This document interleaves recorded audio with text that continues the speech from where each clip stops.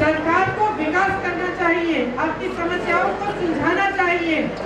जो वर्ग, जिन वर्गों का प्रतिनिधित्व नहीं है उनको आगे बढ़ाना चाहिए, जो कमजोर हैं उनकी मदद करनी चाहिए।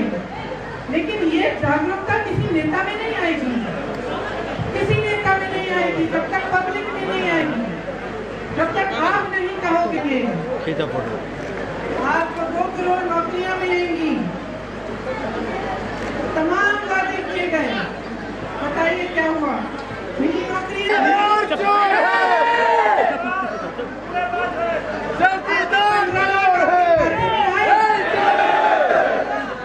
हमारे प्रधानमंत्री यहाँ आए,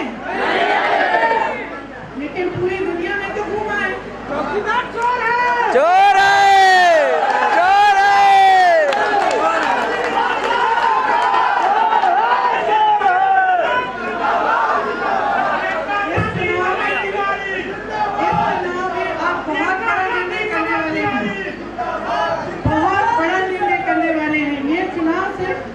आपके हित का चुनाव नहीं है, पूरे देश के हित का है। देश में क्या हो रहा है? गिने चुने लोग हैं, 4-5 लोग हैं जो इस देश का राज कर रहे हैं, पूरी सत्ता अपने हाथ में लिए रहे हैं।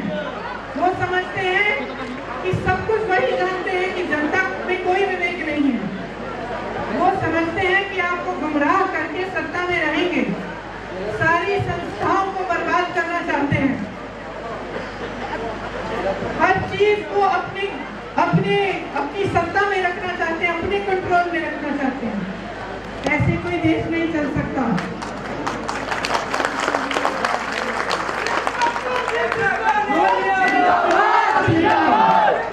जो निर्णय इस चुनाव में आप लेंगे, आपके बच्चों का भविष्य बनेगा। आप अच्छी तरह से समझ लीजिए। मैं भी घर बैठ सकती थी, बहुत सालों के लिए बैठी रही थी घर पे। मैं आज क्यों निकली हूँ? क्यों निकली हूँ? इसलिए निकली हूँ क्योंकि देश संकट में है, देश का संविधान संकट में है। पहचानिए इस बात को, जागिए इस बात की प्रति। आगे जो चुनाव आ रहा है इसमें सोच समझ के सही वोट दीजिए। आपने कांग्रेस की भी सरकारें देखी हैं, आपने देखा है कि मनरेगा जैसी स्कीम आपके लिए किस सरकार लाई, कौन सी सरकार लाई? आपने देखा है कि विकास हुआ।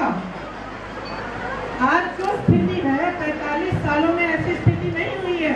इतने कम रोजगार 45 सालों में नहीं हुए जितने इन 5 सालों में हुए हैं। तो इन बातों को समझिए। आपस में किसी को ये इजाजत मत दीजिए कि आपके बीच में बैर फैलाए। ये सिर्फ आपका फायदा नहीं होगा, इसमें सिर्फ उन्हीं का फायदा होगा। अपने लिए सरकार चुनिए। ये देश आपका है, इस देश की हिफाजत आप करें। अगर आप नहीं होते हम सब नहीं होते। हमें ये हिम्मत नहीं होती कि हम इस मंच पे खड़े होकर आपको भाषण देते। आपने बनाया है, समझिए इस बात को। आने वाले चुनाव में जब आप कांग्रेस को विजयी बनाएंगे, राहुल जी को आगे बढ़ाएंगे, उनके हाथ मजबूत बनाएंगे, तो आप खुद देखेंगे कि आपका विकास होगा। जहां हमारी सरकारें बनी हैं, मध्य प्रदेश में, राजस्थान में हमारी अभी सरकारें बनी, 10 दिन में किसानों का कर्जा माफ किया गया। क्यों? क्योंकि इरादा था, जुमले नहीं थे।